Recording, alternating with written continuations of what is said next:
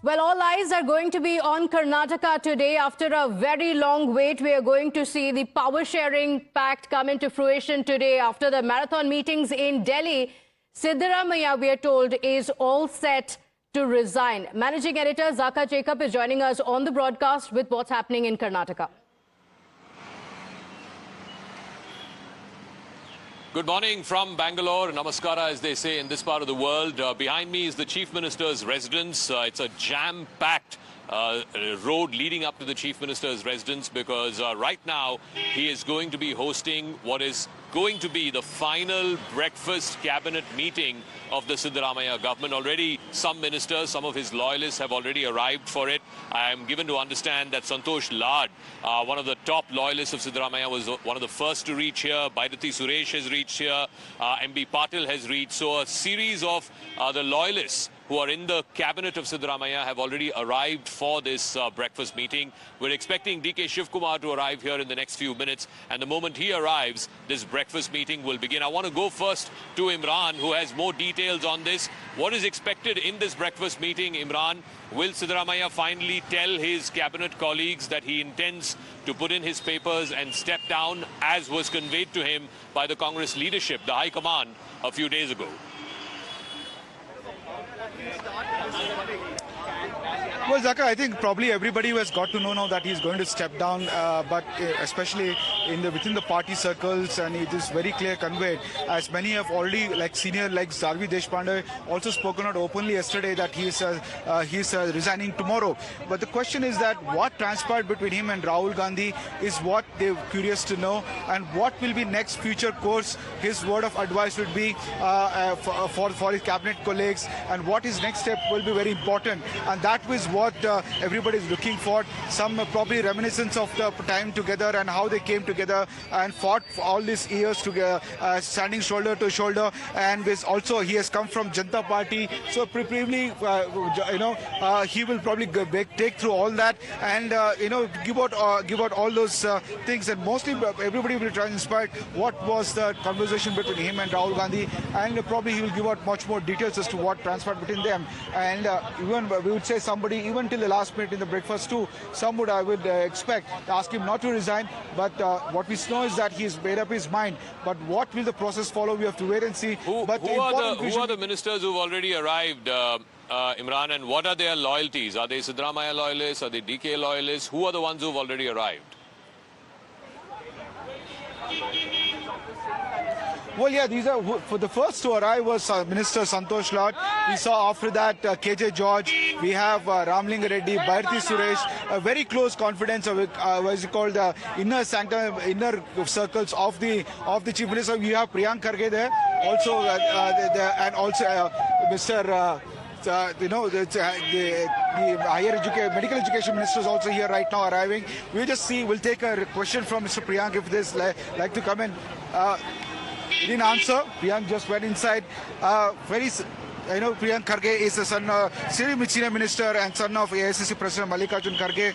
And Priyank Kharge is someone who has seen that his side is always with the High Command. And we all the people who have come here, Zaka, we can all there are the close confidence of the Chief Minister there, who are arriving one by one. The first one, of course, was Santosh Lad, who arrived first there, followed by Baidati Suresh.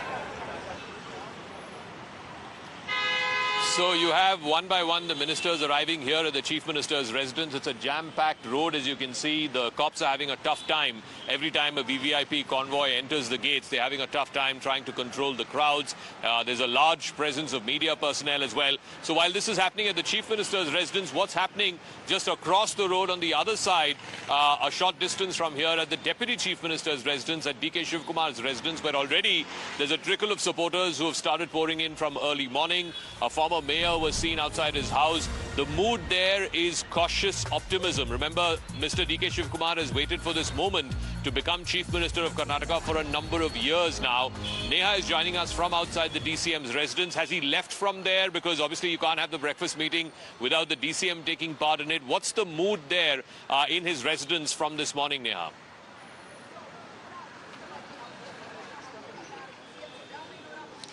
Well, Well, Zaka, you very rightly said the DCM here treading cautiously, and that's what it appears like outside his residence as well.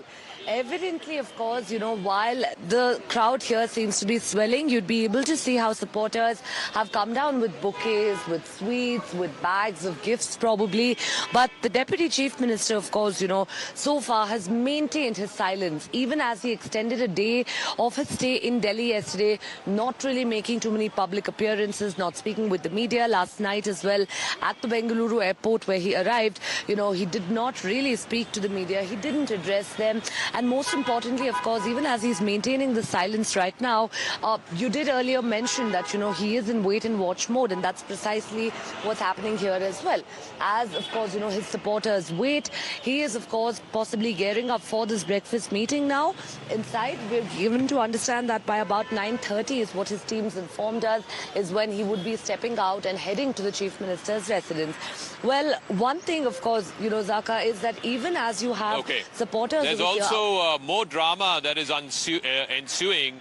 Because remember, the original plan was that the Chief Minister, after informing his cabinet colleagues during this breakfast meeting, right after that, he will head out to the Raj Bhavan, to the Lok Bhavan, and submit his resignation, his letter of resignation to the Governor Tawarchand Gehlot. There's a problem there because the Governor is not available today. The Governor is on a personal visit to visit an ailing relative, we're told somewhere in Madhya Pradesh, and he's not expected, at least not until later in the second half of the day. So will the whole drama around the Chief Minister's resignation be held back for a few hours? Let me go across to Imran. Imran, there have been instances in the past too where Chief Ministers who've resigned have not necessarily personally gone and given their letter, but general convention has been when a Chief Minister leaves mid-term, as is the case now, usually he or she goes and meets the Governor. Will this further delay the resignation of the incumbent Chief Minister and possibly whatever else political meetings need to happen for the election of the next Chief Minister thereafter?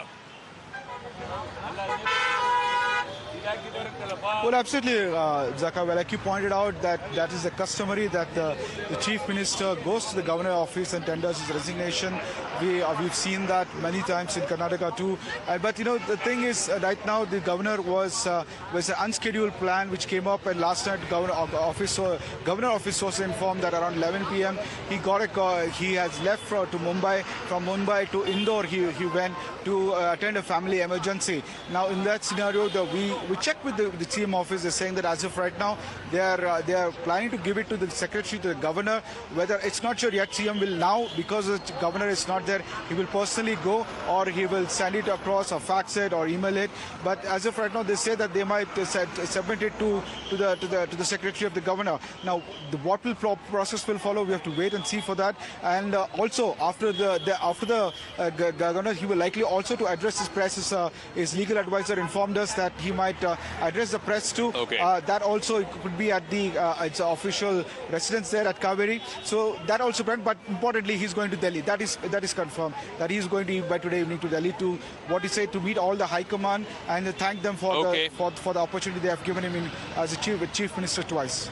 I think that's going to be the other significant development as well, as and when he submits his resignation to the Governor. Thereafter, we're given to understand that the Chief Minister is also likely to make a trip to New Delhi to meet the Congress High Command and to thank them for giving him the opportunity to lead the state two times, first between 2013 and 2018, and now again between 2023 and 2026. Niyamika has more on this. Niyamika, so the Chief Minister expected there as a thank you gesture to arrive and meet the Congress leadership, but at the same time, he's also sending out clear signals to the leadership that his people, his interests, and most importantly, his own Ahinda vote bank, the backward caste, the Dalits, the minorities, that needs to be protected. What's on the agenda for that meeting? Because again, this has come up by surprise. Well, yes, indeed, it is being told to us by the sources within the Congress party that by late evening, Siddaramaiah is expected to arrive here in the national capital. It is not going to be just a thank you gesture towards Congress High Command, but also it is being expected that a meeting is also going to take place with the top leadership of the Congress party, where Siddaramaiah is also going to speak about accommodation of his loyalists, not just within the cabinet, but also in the organization, that what all key positions should be given to to those who are very much close to Mr. Siddaramaiah. In fact, about his community as well, that is also going to be discussed, that how the Congress party is going to make a caste balance when these key positions, whether it is about the Deputy Chief Minister post or also about the cabinet expansion, how this balance is going to be maintained by the Congress party. That is also expected to be discussed in this particular meeting. In fact, if Mr. DK Shivkumar is going to be the next Chief Minister, then the KPCC President post is also going to be vacant. So all of these discussions are going to take place. As of now, it is Mr. Satish Jarkioli's name which is amongst the front runners for this particular position. So who all are going to get these positions, that is also going to be discussed in this particular meeting, where Siddaramaiah is going to hold talks with the top leadership of the Congress party.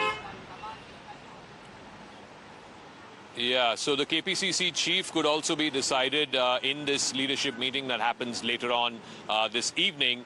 Now, Mr. Jarkioli was the front runner. He is, of course, from a scheduled caste background. He's a tall leader from North Karnataka.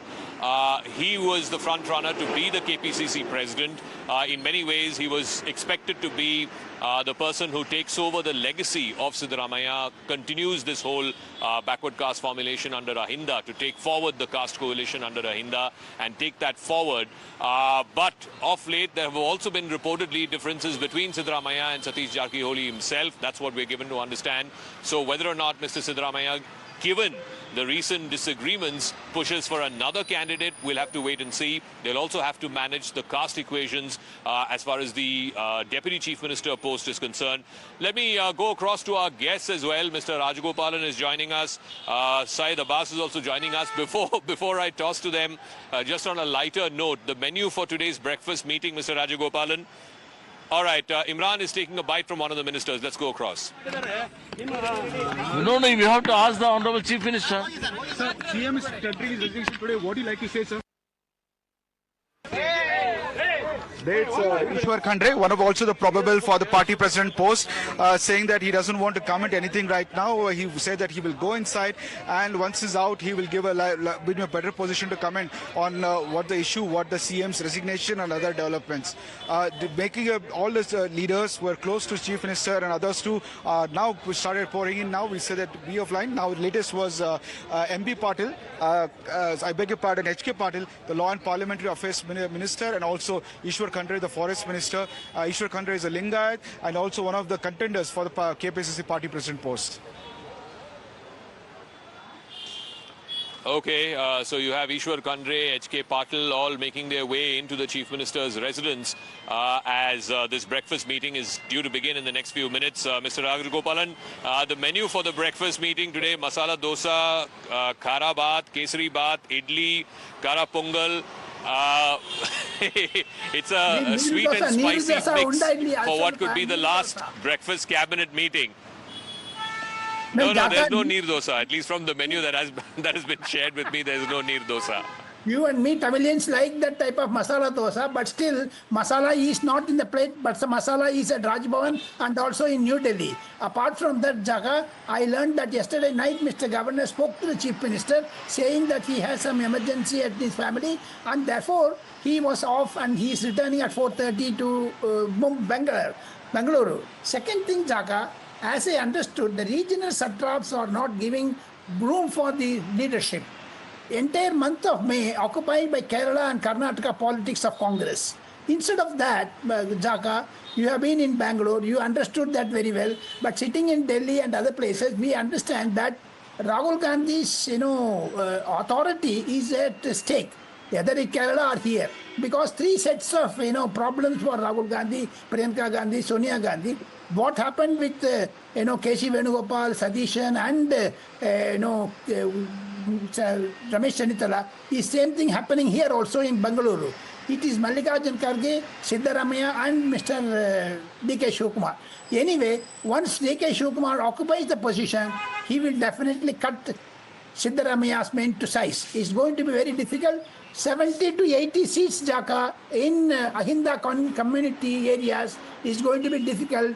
Without Siddaramaiah, you cannot do. But with Siddaramaiah, up to 2028, he should not be forming a regional party or he should not go away from Congress. That's also one fear I have, because Siddaramaiah has the popularity. Shivakumar also has that. But Congress has to walk very carefully on this path. A tightrope walking is a challenge for three Gandhis. So, you know, for the Congress, it's also past experience has been quite bitter, whether it was in Punjab with Captain Amrinder Singh, whether it was in Rajasthan with Ashok Gehlot. So they want to make sure that Mr. Siddaramaiah is given all the due respect as he is expected to step down. Let me also get Syed Abbas into this. One of the concerns for Mr. Siddaramaiah, his followers, and certainly for the Congress party is, you know, the backward caste politics, the Ahinda politics, which Mr. Siddaramaiah shepherded.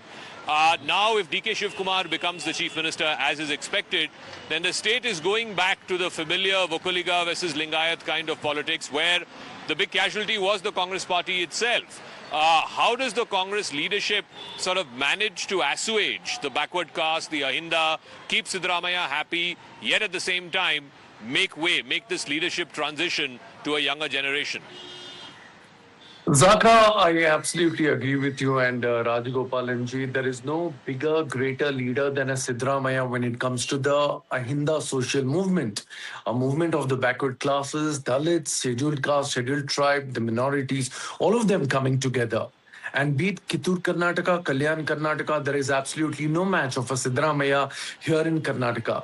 But let us also understand, if the year 2023 elections, Congress was able to win over 135 MLAs, it is also the equal contribution, along with the Siddaramaiah, of a DK Shivkumar. This person is not just a troubleshooter for the Congress, but also a master administrator, a political strategist, and let me tell you, he was called the rainmaker of the elections for the Congress for a reason. So therefore, I'd say from a Kerala, a Karnataka is a stark contrast. For the Congress High Command, it was easier to take a decision between a V.D. Satishan, KC, or a Ramesh Shanitala in Kerala to a Karnataka where there are two very strong contenders for the Chief Minister's post. So therefore, there was a rotational CM which was adopted. Luckily for Siddaramaiah, it took him 3 years. And now, when the time came, I'm glad that his magnanimity has come through.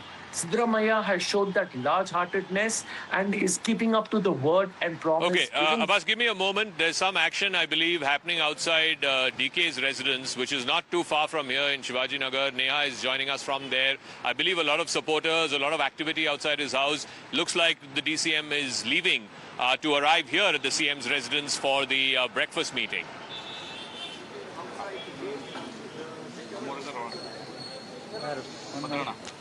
Well, Zaka, yes, on a lighter note, as much as, of course, we'd like for the Deputy Chief Minister to leave, given that there's been anticipation here of him leaving for the past 1 hour at least, supporters that have now gathered around his residence clearly, does seem like they might stall him for some time.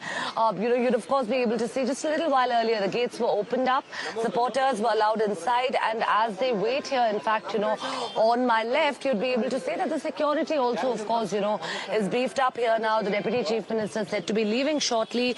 We just saw the entry of, in fact, former Youth Congress President and leader B.V. Srinivas as well, a national face, someone who's, of course, been trying to lobby now for a Rajya Sabha seat, is what our sources have told us. There's, of course, two things here. One being those supporters, those loyalists who are just here merely to greet and meet the Deputy Chief Minister. And then, of course, there are those who've also come here with their own vested interests now, hoping that, if at all the Deputy Chief Minister does, of course, get elevated, then in that case, many of his supporters here also to try and lock in what's in it really for them.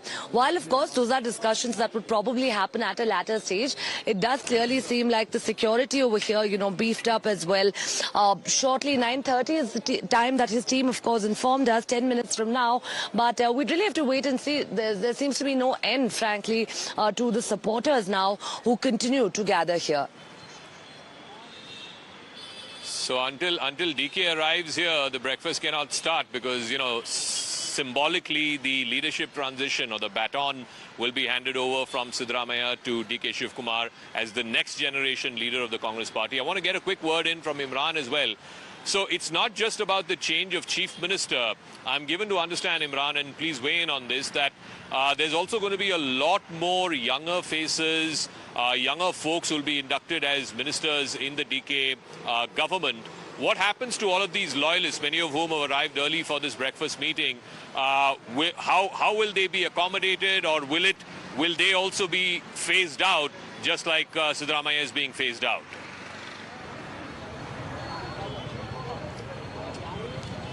Well, Zaka, what we know is that close to around more than 15 to 16 cabinet ministers will be dropped from the current cabinet, and new faces will be given more chance. Rahul Gandhi, and what we knew that earlier too, wants a generational shift change in the party, wants young faces to be inducted, and many are old timers. Many have got multiple times a ministry. Those people will be dropped. But like a face like Parmeshwara, who is a Dalit face, they cannot antagonize the Dalit community, and that will send too much of bad messaging right now. So he will be kept. And one or two, three, apart from 2-3 top leaders for whom the caste and combinations are required, like MB Patil, others, they might be kept in the cabinet, but they will look for alternatives. If they have find someone, they will keep. Otherwise, it should be mostly be generational change. But what's certain is that more than 15 sitting ministers will be dropped, is what we're getting from the sources from the DKS camp, that they were looking for completely generational shift. More young faces will be inducted in the new cabinet. Yeah. I think, just look around in the other southern states where governments have changed in the last few weeks. In Tamil Nadu, for example, under the new chief minister, Mr. Vijay, a series of young faces, almost all of them exclusively young faces who've been made ministers, other than maybe Mr. Sengotian and Mr. Anand. Even in V.D. Sadishan's cabinet, other than Ramesh Chanitala, I think the average age is somewhere in the 50s, including the chief minister, who's in his mid-50s. So I think there's clearly the mood for a leadership change or a generational transition, as it were, in other states in the south as well. And I suspect that will happen here in Karnataka as well, once the top job is seen changing over from Siddaramaiah to DK Shivkumar. We'll take a quick break. All the action is happening right here at Kaveri, which is the official residence of the Chief Minister of Karnataka, Mr. Siddaramaiah. He is expected to announce his formal decision. All right. DK Shivkumar is leaving from his residence. Let's cut across to those live pictures. Neha is joining us from there. Neha, so finally the DCM leaving his residence?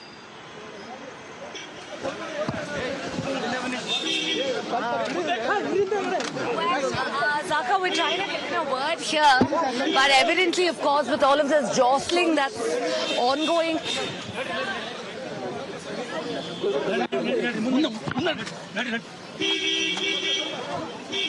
Well, of course, you'd be able to see here the Deputy Chief Minister of Police struggles here to make way for his vehicle to leave. Well, of course, we did try and get in a reaction there from him, but the security unwilling to let us through to his vehicle. The Deputy Chief Minister just leaving from his residence now, headed to Chief Minister Siddaramaiah's official residence there for the breakfast meeting.